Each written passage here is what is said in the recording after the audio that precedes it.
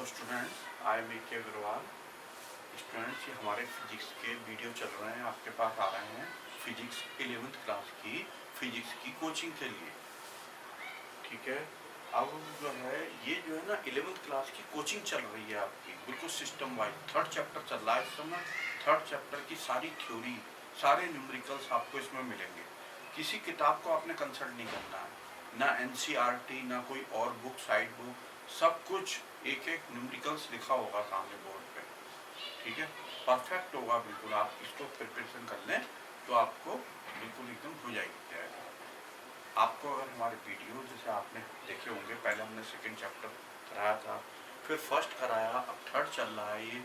अगर आपको अच्छे लग रहे हैं, पसंद आ रहे हैं, तो प्लीज़ हमें हमारे यूट्यूब चैनल को सब्सक्राइब कीजिए और इसे लाइक कीजिए, जिससे कि हमारे जितने वीडियो हैं आपके पास एकदम पहुंच सके। ठीक है, देखिए ये क्वेश्चन हम कर रहे हैं, drive the equations of the motion. Equation of the motion होती हैं 3, ग्राफिकल मेथड से इन्हें प्रूव करना है, हमें ड्राइव करना है। एटम बम क्वेश्चन है, हमने आपको बताया था। कोई क्वेश्चन अगर वेरी वेरी वेरी इंपॉर्टेंट होगा एग्जाम के लिए, बिल्कुल आने वाला 99%, तो उस पर हम एटम बम लिखा करेंगे ए। ठीक है, तो ये एटम बम क्वेश्चन है, पहला एटम बम क्वेश्चन है ये। तो जरूर इसमें से आप समझ लीजिए, बस इन 3 इक्वेशन में से एक प्रूव करने के लिए जरूर आएगी एग्जाम में। ठीक, पहली इक्वेशन देखें, v = u + at। ये जो हम आपको कर रहे हैं, बता रहे हैं, या क्या कहते हैं, आप देख रहे हैं, स्टडी कर रहे हैं, तो हमें 30 इयर्स का एक्सपीरियंस है पढ़ाने का। उसके आधार पर हम जो है ये आपको जो है सारा दे रहे हैं। तो देखिए v = u + at, ये पहली क्वेश्चन है। इस इक्वेशन को प्रूव करना है। तो ये क्या है कि जैसे ये हमने ग्राफ बनाया, कोई ऑब्जेक्ट है, मान लो ऑब्जेक्ट इनिशियली u स्पीड में है, वो कह रहा है ना, that an object is moving in a straight line, straight line में, सीधी लाइन में मूव कर रही है, with an acceleration a acceleration के साथ। a एक्सेलरेशन के साथ का मतलब ये होता है कि उसकी ना स्पीड कह दो, वेलोसिटी कह दो, धीरे धीरे बढ़ती जा रही है। अभी कुछ थी, फिर और ज्यादा हो गई, फिर और ज्यादा हो गई, ऐसे करके स्पीड पकड़ती जा रही है वो। तो इसका मतलब with an acceleration A acceleration में मूव कर रही है वो, मतलब एक्सेलरेटेड मोशन है।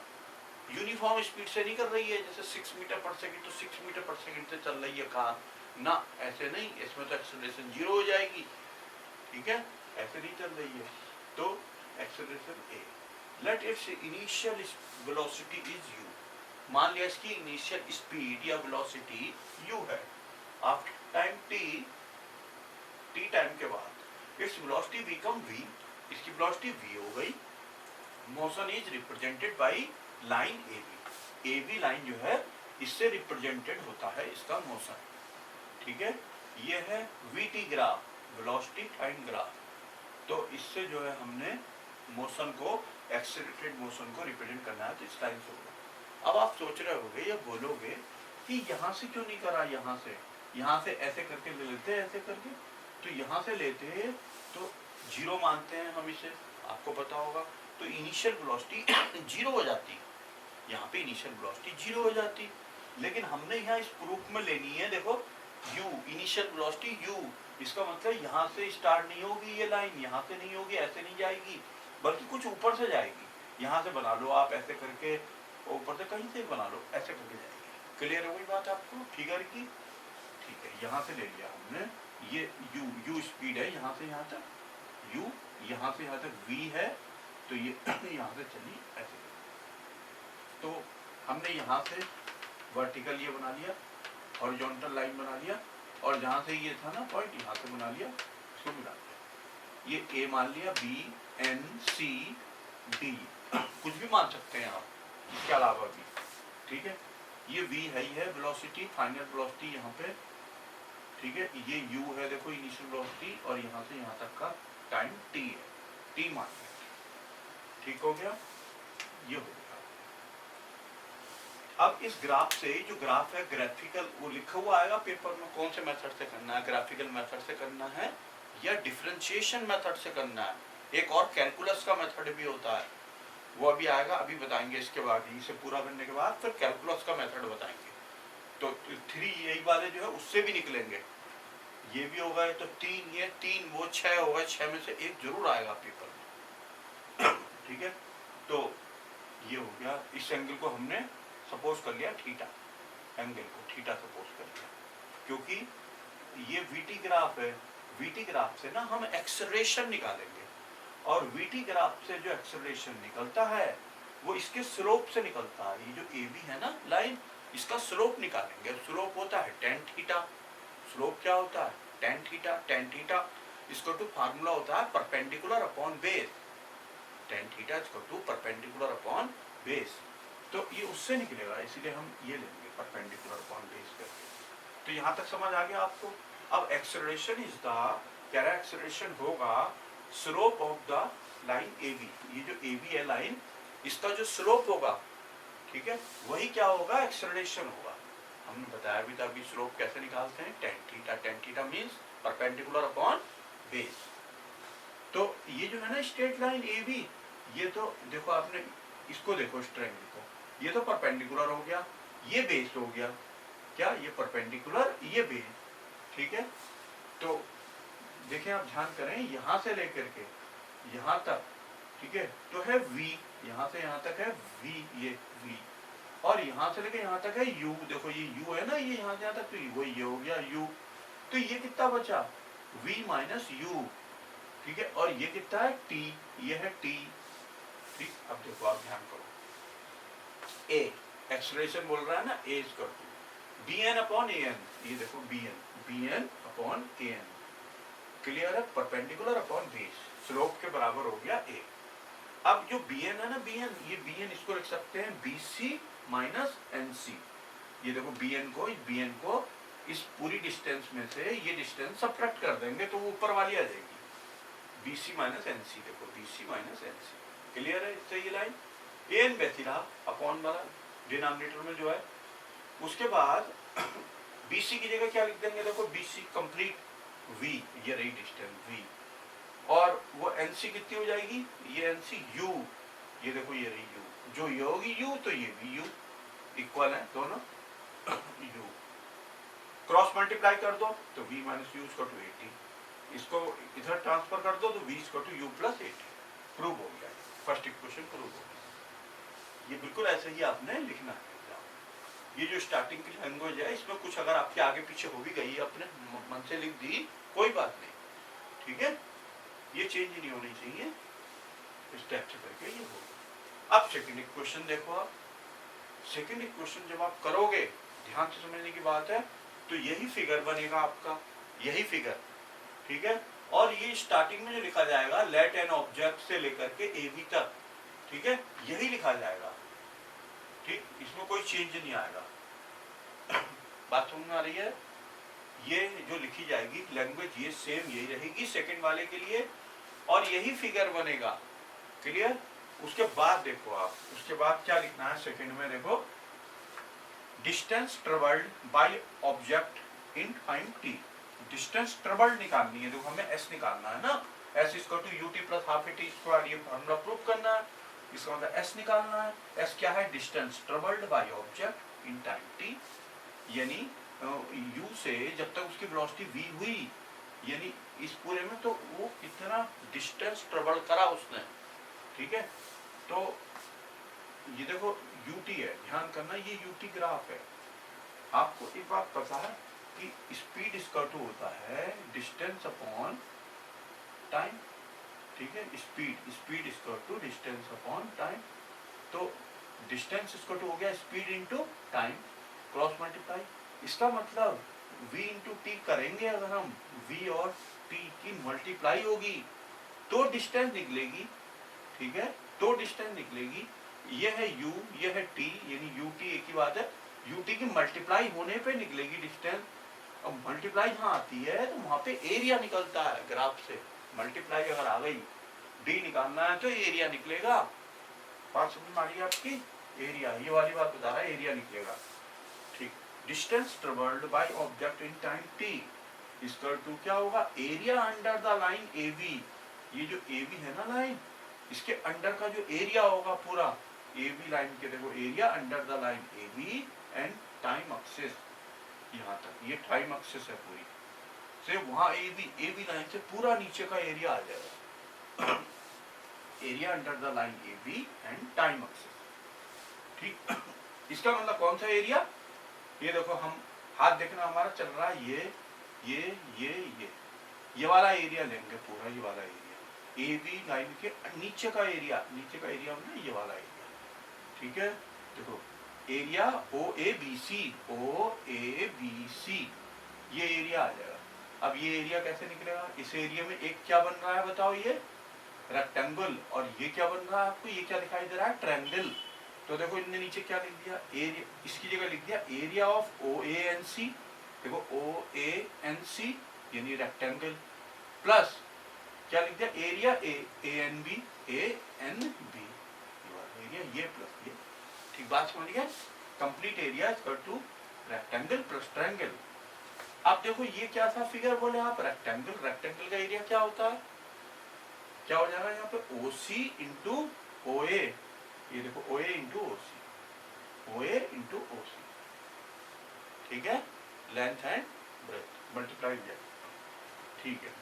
और प्लस अब इसका एरिया बताओ, ट्रायंगल का क्या होता है, ट्रायंगल का एरिया है half into base into height, ठीक है। हाफ बेस हाइट करोगे ना आप, तो देखो हाफ बेस एन, ये देखो एन है बेस, बेस आ गया, हाइट है बी एन, ये बी एन हाइट है, इस ट्रायंगल की हाइट बी एन है, क्लियर। तो अब आप बताओ ओ ए की जगह क्या लिख दें, देख के बताओ, ओ ए यू, देखो ओ ए की जगह यू, ये है यू, ये लिखा हुआ। ओ सी की जगह बोलो, देखो ओ सी की जगह टी, ये लिख दिया टी।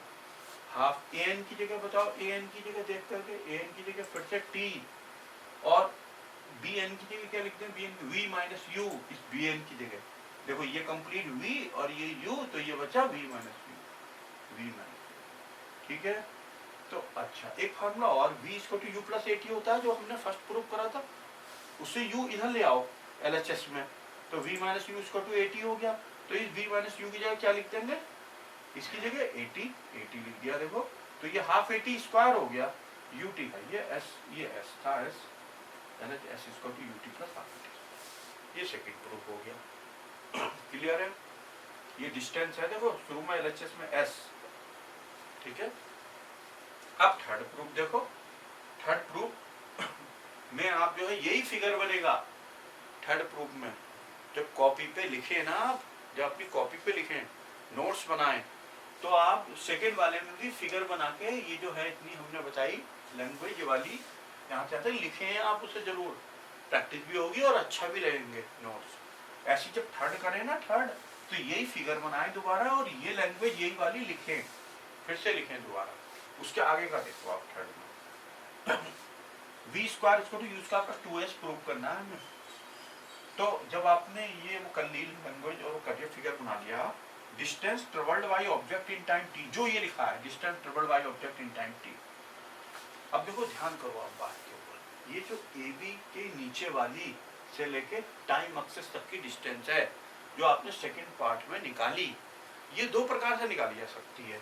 एक तो आपने देखो क्या करा, रेक्टेंगल प्लस ट्रायंगल कर लिया, देखो रेक्टेंगल प्लस ट्रायंगल करके निकाली। एक ढंग और होता है निकालने का, पैरेललोग्राम वाला मेथड, एक ढंग होता है पैरेललोग्राम मेथड, कि अगर आपने ना इसका डायरेक्ट निकाल देते पूरा, देखो कैसे, परपेंडिकुलर, अगर कोई ना पैरेललोग्राम इस टाइप से है, ये इस टाइप से, ठीक है, और ये मान लो d डिस्टेंस है, d ये डिस्टेंस, ये a है यहाँ से यहाँ तक की, और ये b है, ठीक है ना, ये b है, ये b है, ये a है, तो इसका एरिया निकालना है ना, अगर एरिया तो होता है a plus B by 2 into D, ऐसे करके होता है, ये a प्लस बी बाई 2 करा इंटू डी, इनके बीच की डिस्टेंस, ये एरिया ऑफ पैरेललोग्राम होता है, ये आपको आता ही होगा क्लास 10 से। तो ये जो चीज है यही यहाँ लगाएंगे, देखो कैसे, यहाँ से यहाँ तक की डिस्टेंस देखो OA प्लस BC अपॉन 2 और इंटू OC, OC इनके बीच की डिस्टेंस जैसे D है, क्लियर बात। तो ये जो हमने अगला ढंग बताया एरिया निकालने का, ये हम थर्ड पार्ट में लगाएंगे। देखो, distance travel by object in time t। अब की बार हम कैसे कर देंगे बताओ? Area under the line, area under the line A B and time axes, बिल्कुल यही लिख दिया। देखो, यानी इसका मतलब area O A B C, ये देखो ये लाइन उतार दी दोबारा। ठीक है, थर्ड पार्ट चल रहा है कि इसका टू। अब की बार एरिया उस ढंग से बता दो, क्या कह रहे थे आप? ओ A plus B C by 2 into बीच की डिस्टेंस कितनी थी? ओ सी। ठीक है, वो वाला पैरेललोग्राम वाला मेथड। इसका टू, चलो ओ ए बताओ आप, ओ ए कितना है? यू प्लस, और ये बताओ बी सी वी बाई 2। ठीक है, और ओ सी बताओ टी, ये हो गया टी। ओ सी जो है ये डिस्टेंस हो गई टी। ठीक है, अब देखो ध्यान करो, ये हो गया। इसको आप जो है, ये जो है ना टी, इसकी जगह क्या लिख सकते हैं? v इसका टू देखो u प्लस एटी होता है, v माइनस यू इसका टू एटी हो गया। तो ये जो है ना t की वैल्यू कितनी होगी? t की, यहीं से t की v माइनस यू अपॉन ए कितनी होगी? v माइनस यू अपॉन ए, t की वैल्यू। वो जो आएगा t, वो यहाँ रखा जाएगा इसकी जगह, t की जगह। ठीक है, तो इक्वल टू कर देते हैं v plus u by 2 v minus u by a. ठीक है, यो इस लाइन से ये लाइन समझ में आई? दोबारा समझ लो, ये तो u प्लस वी बाई 2 तो देखो हमने ऐसे ही लिख दिया, और ये जो है ना t की वैल्यू हमने यहाँ से निकाली, v इसका टू यू प्लस एटी। आप इसको करेंगे क्या? लिखेंगे सिंस का निशान लगा के, सिंस v इसका to you plus a t, v minus u इसका टू एटी, तो इससे निकाल लेंगे t इसका to v minus u upon a. जब ये निकल जाए ना t कितना, v minus u upon a, वो उठा करके t को यहाँ रख दिया। देखो v माइनस यू अपॉन ए, यहाँ लिख के एग्जामिनर को दिखाएंगे, आप नोट्स में भी लिखेंगे। तो एक बार बताओ, एक फार्मूला होता है v plus U v minus U, यानी v square minus U square upon 2a। ये s चल रहा है, s square to cross multiply कर दो। जैसी क्रॉस मल्टीप्लाई होगी इसकी, तो फौरन ये आ जाएगा, ये वाला क्रॉस मल्टीप्लाई होती है इसकी, क्रॉस मल्टीप्लाई कर दे। आप आगे बढ़ा देते हैं हम, v square minus U square equal to 2as। ठीक हो गया, और v square minus U square, v square equal to you square plus 2as। ठीक हो गया, इसको ढंग से करके आप कर दें तो हो जाएगा। ठीक है, देखिए अब आ रहा है drive the equation of motion by calculus method. अब कैलकुलस मेथड से करेंगे वही जो 3 प्रूफ आपने करे थे ग्राफिकल मेथड से। कैलकुलस मेथड का दूसरा नाम इंटीग्रेशन मेथड भी होता है। इंटीग्रेशन मेथड से या कैलकुलस मेथड से आ जाए, दोनों एक ही चीज है। एटम बम क्वेश्चन है ये भी, वो पिछला वाला भी एटम बम था, ये भी एटम बम है। एटम बम का मतलब आपको पता है 99% श्योर, ये जो 3 है इनमें से एक जरूर आएगी पेपर में, या उन 3 में से आएगी। 6 हो गई, ये 3 वो, इन 6 में से एक 100% श्योर आनी है, हाफ ईयरली एग्जाम हो या एनुअल एग्जाम हो आपका। ठीक है, या आएगी जरूर। तो देखें आप इसे कैसे करेंगे, घबराने की कोई जरूरत नहीं है। जैसे बायो के या मैथ्स के आप स्टूडेंट हैं, तो आप सोचो इंटीग्रेशन मेथड हम कैसे करेंगे। ये तो 12th क्लास में आता है मैथमेटिक्स में, 11th क्लास की भी नहीं आता। 12th क्लास की जो मैथमेटिक्स है उसके अंदर इंट्रोड्यूस होगा ये, लेकिन आपको कोई घबराने की जरूरत नहीं है, बहुत सिंपल होता है, वेरी वेरी सिंपल इंटीग्रेशन। ठीक है, अभी हम आपको सब ढंग से समझाएंगे क्या है इंटीग्रेशन, क्या फार्मूले होते हैं। ठीक, तो v equal to you plus A T को हमने प्रूव करना है। We know that a is equal to dv upon dt। a acceleration is equal to dv upon ये होता है dt। ये फार्मूला हर एक जन को पता है, delta v upon delta t, a is equal to या dv upon dt, एक ही बात है। ठीक है, वो डेल्टा जो है सिंपल फॉर्म में हो गया, डी जो है डिफरेंशिएशन फॉर्म में हो गया। डी का मतलब वही होता है डेल्टा। जैसे आप ये लिखते हो ना कहीं पे a equal to delta v upon delta T, तो डेल्टा का मतलब डी समझना, बस D D V upon D T. D का मतलब डिफरेंस या डिफरेंशिएशन, एक ही बात है। डिफरेंस, डी फॉर डिफरेंस या डी फॉर डिफरेंशिएशन, एक ही चीज होती है, दो अलग अलग नहीं होती। ठीक है, तो D P upon D T ये हो गया। अब आपने इसकी क्रॉस मल्टीप्लाई करी, क्रॉस मल्टीप्लाई करी तो डी वी इक्वल टू आ गया ए डी टी। देखो क्रॉस मल्टीप्लाई करने पे ये आ गया। ठीक, अब हमने लिख दिया इंटीग्रेशन ऑन बोथ साइड्स। ठीक है, बोथ साइड में इंटीग्रेशन। अब इंटीग्रेशन क्या है बोलोगे, ये इंटीग्रेशन, ठीक है, पहली बात तो तुमने न्यूटन ने इसकी रिसर्च करी थी, फिजिक्स वाला जो न्यूटन था, ठीक है, वही उसने इसकी रिसर्च करी थी। क्या था, जब वो फिजिक्स की कैलकुलेशन कर रहा था पुराने समय में, तो उस समय मैथमेटिक्स जो थी एनरिच नहीं थी, ठीक है ना, सिंपल सिंपल मैथमेटिक्स चलती थी, उसको बड़ी प्रॉब्लम हो रही थी अपनी कैलकुलेशन में, रिसर्च करने में, तो उसने उसको तो अलग रख दिया पहले फिजिक्स को, और एक जो है इंटीग्रेशन डिफरेंशिएशन की बुक लिखी। उसने 3-4 बुक लिखी उस समय इंटीग्रेशन एंड डिफरेंशिएशन की, इसकी रिसर्च करी, बिल्कुल न्यू मैथमेटिक्स की, न्यू मैथमेटिक्स इंट्रोड्यूस करी, जिसको आप हल्का सा पढ़ना है आपने, उसने बुक लिख दी 2-3, ठीक है, उसको उसके एप्लीकेशन को एक बहुत छोटे से आपने पढ़ना है ABCD को, बस ये समझो आप इंटीग्रेशन में। ठीक है, तो है क्या इंटीग्रेशन बोलोगे, एक था डिफरेंशिएशन, उसको मत जाओ डिफरेंशिएशन पे, डिफरेंशिएशन कहीं आएगा उसको दोबारा बता देंगे हम, हमने अपने इस पिछले वीडियो में एक्सप्लेन कर चुके हैं हम डिफरेंशिएशन, बट यहाँ इंटीग्रेशन देखो आप। ठीक, क्या होता है, जैसे आपने देखा होगा कहीं पर हमें 2 + 3 + 4 + 5 एंड सो ऑन इनको ऐड करना है, कहीं पे कैलकुलेशन में ऐड करना है, तो हम सिंपली जो है वो लगा देते हैं एक, फिर हम इसको ना 2 + 3 5, 5 + 4 9 ऐसे करके ऐड करें, ये तो इजी सा है, मान लो भारी आ गया तो प्रॉब्लम हो जाती है हमें, ठीक है ना, ये कर।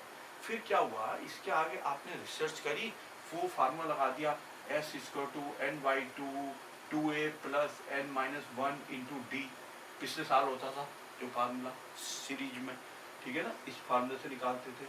अब और भारी कैलकुलेशन है या उसका और इजी मेथड करना है, तो न्यूटन ने तो सम करने को, इनका सम करना है ना, SUM, सम, सम को मतलब S, सम का मतलब क्या हो गया, शुरू में S ले लिया, और S की जो पूंछ और सिर है ना, इसे पकड़ के खींच के लंबा कर दिया, तो ये ऐसा बन गया साइन, देखो S ही है, आप ध्यान दें तो वो S ही है, ये देखो इंटीग्रेशन का साइन ऐसा सांप जैसा निशान है, ठीक है, तो है वो S ही, S का मतलब सम, सम का मतलब इंटीग्रेशन, ठीक है ना, कहीं पे राष्ट्र है हमारा, राष्ट्रीय एकता, इस पे S से आता है राष्ट्रीय एकता, आपने पिछले तो क्या नेशनल इंटीग्रेशन होता है, नेशनल इंटीग्रेशन, राष्ट्रीय एकता, तो इसका मतलब है इंटीग्रेशन का मतलब सम यानी एकता, ठीक है, एकता का मतलब सम, सम करने को कहते हैं एकता, सम बनाए रखो, ठीक है ना, एकता बनाए रखो, तो ये हो गया सम,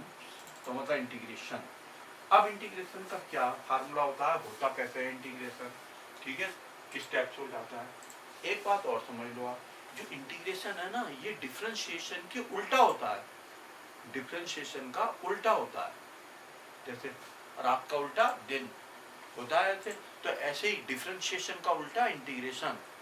जब डिफरेंशिएशन इंटीग्रेशन अगल बगल आ गए, अगर क्या डिफरेंशिएशन इंटीग्रेशन अगल बगल आ गए तो एक दूसरे को काट देंगे, एक दूसरे के दुश्मन होते हैं, कौन, डिफरेंशिएशन एंड इंटीग्रेशन। अगर कहीं पे डिफरेंशिएशन का मतलब क्या बताया, डी, डी का साइन हो कहीं पे तो डिफरेंशिएशन, अगर कहीं पे लिखा है इंटीग्रेशन, ऐसा सांप जैसा निशान बना दो, एस लिख दो खींच के लंबा सा, इंटीग्रेशन dx, ये लिख दो इंटीग्रेशन dx, तो d से हमने बताया ये निशान कट जाएगा, ये इंटीग्रेशन है, डिफरेंशिएशन दोनों कट जाएंगे, तो क्या बचेगा, x, आंसर आ गया, ठीक है, integration of dx = x। Clear है सबको, बहुत वेरी सिंपल, ठीक है, ये हो गई बात है। एक न्यूटन ने जो था इसमें फार्मूला भी दिया, वो फार्मूला आपने याद रखना है, x⁴n एक्स की पावर एन जो है उसका इंटीग्रेशन करना है अगर, ठीक है, इसका इंटीग्रेशन करना है एक्स की पावर एन का, एक्स की पावर एन इंटीग्रेशन लगाया dx, ठीक है। हमने बताया था d से ये निशान कट जाएगा, d से ये निशान कट जाएगा, ठीक है। तो क्या हो गया बताओ, x की पावर 1 तो ये है और x की पावर n ये है, तो क्या बचा x की पावर n प्लस 1। बात क्लियर है नहीं? x की d से ये निशान कटा तो x की पावर n और x की पावर 1 मिलकर कितना हो गया, x की पावर n प्लस 1। और अपॉन में भी n प्लस 1 आता है, जो पावर होती है जो भी होती है इसकी वो अपॉन में भी जरूर आती है। यहाँ भी आई थी लेकिन यहाँ थी 1, यहाँ पर 1 थी, आ रही बात समझ में, यहाँ 1 थी तो इसलिए हमने लिखा नहीं उसे, ठीक है। d से ही निशान कटा तो x की पावर 1 अपॉन 1 भी आएगा, अपॉन 1 आया बट वो कोई फर्क नहीं पड़ता इसलिए वहां लिखा नहीं। लेकिन जैसे ही आएगा यहाँ पर 2, जैसे होगा 2 तो फौरन यहाँ भी 2 आएगा नीचे भी, तो रिप्रेजेंट करना पड़ेगा आपको। यही फार्मूला यहाँ लगा हुआ है, ठीक है। d से ये निशान कट गया, d से इंटीग्रेशन का निशान कट गया, x की पावर n इंटू एक्स कितना हो गया, x की पावर n प्लस 1 ये, ठीक है, अपॉन n प्लस 1, पावर नीचे भी आ जाती है। बात समझ में आ गई? बस ये फार्मूला आपको याद रखना है, ये फार्मूला, ये चीजें याद रखनी है, आराम से आप इसे कर लोगे इंटीग्रेशन को। अच्छा एक बात और ध्यान रखना, ये बात समझ में आ गई आपको इंटीग्रेशन की? जब भी इंटीग्रेशन करते हैं, इंटीग्रेशन हम जब भी करते हैं एक कांस्टेंट जरूर जोड़ते हैं, एक कांस्टेंट जरूर ऐड करते हैं, जोड़ते हैं, जिसे कहते हैं कांस्टेंट ऑफ इंटीग्रेशन। ऐड होता है वो जरूर, क्योंकि इसके साथ साथ होता है कांस्टेंट भी आता है, कांस्टेंट ऑफ इंटीग्रेशन बोलते हैं उसे, राइट। देखो इधर ध्यान दो, जैसे इंटीग्रेशन ऑन बोथ साइड्स लिखा हमने, इस पे हमने ऐसा इंटीग्रेशन का साइन बना दिया, देखो ये हो गया, इंटीग्रेशन का साइन बन गया। अब d से ही निशान कट गया तो क्या आ गया v, ये देखो v लिख दिया, कितना सिंपल है, ठीक है। d से ही निशान कट गया तो क्या बचा 80, आ गया देखो 80, प्लस हमने क्या कहा था एक कांस्टेंट ऐड कर देते हैं, ठीक है, प्लस c1 ऐड कर दिया और लिख दिया where c1 is the constant of integration. Very simple, समझ में आ गई होगी बात आपको, इस क्वेश्चन पर इंटीग्रेशन करना आ गया, कोई परेशान होने की जरूरत नहीं है अब, ठीक है। अब देखो आप ये जो कांस्टेंट है c1, इसकी वैल्यू हम कैसे फाइंड आउट करेंगे, इस कांस्टेंट c1 की वैल्यू हम कैसे फाइंड आउट करेंगे?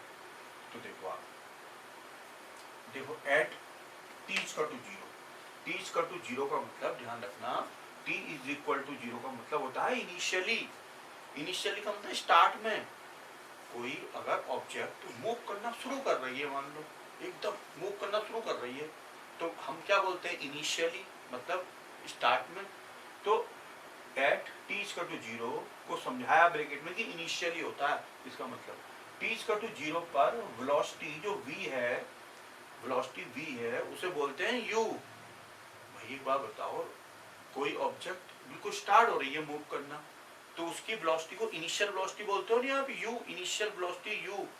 तो इसका मतलब velocity v equal to u होगी उस समय, v को मतलब ये इसमें मत जाओ, v फाइनल वेलोसिटी है, फाइनल नहीं वेलोसिटी, खाली वेलोसिटी v को u बोलेंगे आप इस समय। तो इसके अंदर v की जगह तो रख दोगे u, इनिशियल वेलोसिटी कब कब ये v u कब बन जाएगा, जब t इक्वल टू कितना होगा 0, t इक्वल टू 0 का मतलब इनिशियली स्टार्ट में, ठीक है। a ऐसे लिख दिया, देखो a, t की जगह 0, v की जगह u, c1 ऐसे लिख दिया, ये तो 0 हो गया, तो c1 की वैल्यू निकल गई u, c1 की वैल्यू को पुट कर दिया इक्वेशन 1 में, सब्स्टिट्यूटिंग भी लिख सकते हैं, substituting the value of c1 in equation 1 या putting the value of c1 in equation 1। c1 की वैल्यू डाल दी u, ये देखो, तो v equal to u plus 8, prove हो गया पहला। समझ में आ गया होगा आपको, मेन बात इंटीग्रेशन है, ये आपको बिल्कुल अब इजी लगने लग गई होगी, ठीक है। ऐसे आपने आगे प्रोसीड करना है, very simple integration, ABCD। Class 6 के बच्चे को भी अगर कह दिया जाए, बता दिया जाए तो वो भी कर लेगा, इसीलिए न्यूटन ने भी कर लिया था, ठीक है ना, उसने इसीलिए बुक लिख दी थी क्योंकि बहुत ईजी है, ठीक है। जब इंटर में आप आएंगे 12th क्लास में करेंगे तो आपको ईजी लगेगा, ठीक हो गया जी। चलिए ये फर्स्ट हो गई। अब सेकंड इक्वेशन देखें आप। Second equation, we know that v equal to ds upon dt। जो वेलोसिटी होती है ए की तो होती है dv upon dt, but v की क्या होती है वेलोसिटी की? ds upon dt, speed upon distance upon time. ठीक है, ds अपॉन dt होती है v की। क्रॉस मल्टीप्लाई करिए, ds equal to v dt। ठीक सही। अब v equal to u plus A T होता है ना, एक फार्मूला देखो लिखा है v equal to u plus A T, ये फार्मूला होता है। तो इस v की जगह क्या लिख देंगे? u प्लस एटी, वो लिख रखा है देखो, ds equal to u plus A T. इस v की जगह लिख दिया u plus A T first equation से। dt की मल्टीप्लाई कर दिया अंदर, तो u dt plus A T dt। Clear हो गया? इस लाइन से लाइन क्लियर हो। इंटीग्रेशन ऑन बोथ साइड्स लिख दिया। ठीक है, इंटीग्रेशन ऑन बोथ साइड्स लिखा तो यहाँ इंटीग्रेशन लगा दिया, यहाँ भी इंटीग्रेशन, यहाँ भी इंटीग्रेशन, हर टर्म में अलग अलग इंटीग्रेशन लगा दिया। डी से ही निशान कट गया, एस आ गया। डी से ही निशान कट गया, यूटी आ गया। प्लस डी से ही निशान कट गया, एटी स्क्वायर आ गया। टी ये, एटी ये, तो एटी स्क्वायर। जैसे ही एटी स्क्वायर आया अपॉन टू भी आएगा, ये बताया था देखो आपको, अपॉन में आता है। जैसे ही एटी स्क्वायर अपॉन टू। ठीक, ये कहाँ से आया? टू, यही एन प्लस वन वाला। प्लस कांस्टेंट लगा दिया C2 अपने मन से। वेयर, यहां लिखना पड़ेगा वेयर, क्या लिखना पड़ेगा? Where C2 is constant of integration. Constant of integration लिख देंगे आप, where C2 is the constant of integration. Equation 1। अब फिर आ जाओ, देखो इनिशियली का मतलब क्या बताया था? t equal to 0। अच्छा एक बात बताओ, जब कोई बॉडी मूव करना शुरू होती है तो वो कितनी डिस्टेंस को करती है ट्रेवल? कुछ भी नहीं। अरे भाई खड़ी है, जब खड़ी है, स्टार्ट हो रही है, अभी बस या कार स्टार्ट हो रही है, अभी स्टार्ट हुई है, तो कितनी वो कर लेगी डिस्टेंस ट्रेवल? कुछ भी नहीं करेगी, जीरो करेगी। इसका मतलब S equal to zero, T equal to zero पर एस जीरो होता है। और वेलोसिटी भी कितनी होती है? इनिशियल वाली वेलोसिटी यू जीरो। भाई वेलोसिटी जीरो ही तो होती है जब स्टार्ट, आपने कार स्टार्ट करी, ठीक है, इंजन जैसे ही स्टार्ट हुआ उस समय वेलोसिटी कितनी होगी उसकी? जीरो। ठीक है, तो बस ठीक है, टी इक्वल टू जीरो पे वेलोसिटी हो गई zero, s equal to zero. इसमें डाल दिए सारी वैल्यू, एस की जगह जीरो, टी की जगह जीरो, इस टी की जगह जीरो, यू की जगह जीरो। ठीक है, तो इसमें जो है खाली हमारा इससे भी काम बन सकता है। हम जो है ऐसा करें, इसको गायब कर लें, ठीक है, और एस इक्वल टू जीरो लिखें, t equal to zero, s equal to zero, then कर लें, then s equal to zero. ठीक है, इससे भी काम बन जाएगा हमारा। देखो t equal to zero initially मतलब कितनी होगी डिस्टेंस? स्टार्टिंग में जीरो, तो हमने s की जगह जीरो भरा, ये जीरो भरा, t की जगह जीरो, और ये वाला जो है ना t, इसकी जगह भी जीरो, ये t जीरो। तो C2 की वैल्यू कितनी आ गई? देखो इससे, यहाँ पे u ही रहने देते हैं, u। ठीक है, यहाँ पे u ही रहने दिया है, u। तो कितना हो गया ये आपके? C2 जीरो आ गया। ठीक है, C2 जीरो आ गया। Putting the value C2 in equation 1, इसमें डाल दिया जीरो, यहाँ जीरो रखा, तो एस इक्वल टू कितना आ गया? UT plus half eighty square. Clear है? बात समझ में आ गई? अब थर्ड इक्वेशन आ गई है, उसे प्रूव करते हैं। आप इसका स्क्रीनशॉट ले लो, उसके बाद करते हैं इक्वेशन थर्ड इक्वेशन आ गई थी v square equal to you square plus 2s integration method से। देखिए वी नो दैट जो एक्सेलरेशन होती है dt अपॉन क्या होती है? dt पता ही है आपको, a equal to dv upon dt। अब क्या करो, इसको ds से ऊपर ds से नीचे मल्टीप्लाई कर लो, न्यूमरेटर एंड डिनोमिनेटर में इसके साथ ds अपॉन ds लिख लो। तो क्या करा, dv के नीचे तो देखो हमने ds कर लिया, और जो ऊपर वाला ds था वो अलग करके ds अपॉन dt कर दिया। देखो ये, इसको ये लिख लिया, ds से न्यूमरेटर में, ds से डिनोमिनेटर में मल्टीप्लाई कर दिया, कोई फर्क नहीं पड़ा, ds से ds कट जाएगा, dv अपॉन dt रहेगा जो है। सही है ना? ऐसा कर सकते हैं इसे, ठीक है। लेकिन you know ds upon dt क्या होता है? v। ये देखो ds अपॉन dt v होता है वेलोसिटी। इसकी जगह v लिख दिया, ये देखो v, dv अपॉन ds ऐसे रह गया। a इक्वल टू, इसको क्रॉस मल्टीप्लाई कर लिया तो a ds equal to v dv, देखो v dv a ds, clear. Integration on both side, integration का निशान लगा दिया, d से ये कट गया निशान, as बचा, ये आ गया ये, यहाँ d से निशान कट गया तो v इंटू v कितना हो गया, v स्क्वायर। जैसे v स्क्वायर हुआ तो वो जो वो पावर है वो अपॉन में भी आएंगी, n+1 अपॉन में भी आएगा, बताया था आपको। तो ये आ गया देखो 2 प्लस c1 लगा दिया। c1 क्या है, कांस्टेंट ऑफ इंटीग्रेशन। अब इसकी वैल्यू फाइंड आउट करनी है c1 की। तो क्या एट t = 0 मतलब इनिशियली जब बॉडी स्टार्ट होती है तो उस समय s कितना होता है, 0, और उस समय वेलोसिटी जो v है वो कितनी होती है, u के बराबर। वही इनिशियल वेलोसिटी कहते हैं, कोई बॉडी स्टार्ट हो रही है तो उस समय वेलोसिटी को इनिशियल वेलोसिटी कहते हैं, ठीक है। तो बस u, तो इसमें रख दो आप, देखो s की जगह क्या रख देंगे, 0, और v की जगह कर देंगे u। s की जगह कितना, s 0, और v की जगह u, और c1 ऐसी रहेगा, ये देखो। तो c1 की वैल्यू आ गई -u²/2। c1 की वैल्यू को उठा के क्वेश्चन 1 में रख दिया, यहाँ c1 ये आ गया, एलसीएम ले लिया, ये आ गया, क्रॉस मल्टीप्लाई कर दी, ये आ गया, इसे ट्रांसफर कर दिया, हो गया फाइनल, ठीक हो गया। प्लीज हमारे वीडियो को आप यूट्यूब चैनल को हमारे लाइक एंड सब्सक्राइब जरूर कीजिए, जिससे कि जितने वीडियो हम आपके लिए करें बनाएं आप तक एकदम पहुंच सके। Thank you.